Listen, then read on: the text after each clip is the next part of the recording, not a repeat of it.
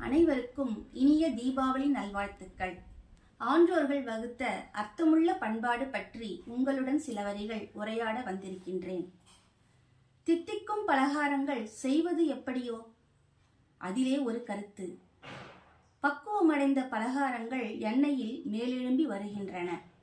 வேகாதவையோ சடசடத்து கொண்டிருக்கின்றன. வாழ்க்கையும் அப்படித்தான். பக்குவமடைந்து விட்டால் நாம் மேலே வருவோம். அனைவரையும் ஆதரிப்பது எப்படி?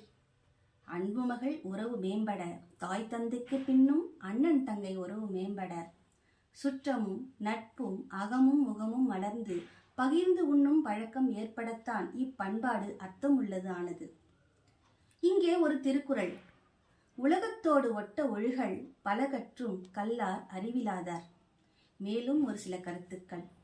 போலித்தனம் இல்லாத புன்னகை, சுயநலம் இல்லாத உறவுகள், எதிர்பார்ப்பு இல்லாத பக்தி, கைமாறு கருதாத உதவி, கவலை கொள்ளும் பொழுது ஆதரிக்கும் நட்புகள், இவை அமைந்தால் வாழ்க்கை சிறப்போ சிறப்பு. மீண்டும் ஒரு முறை உங்களுக்கு தீபாவளி நல்வாழ்த்துக்களை கூறிக்கொண்டு உங்களிடம் இருந்து விடைபெறுவது உங்கள் அன்பு ஆசிரியை ஆனந்தி. நன்றி, வணக்கம்.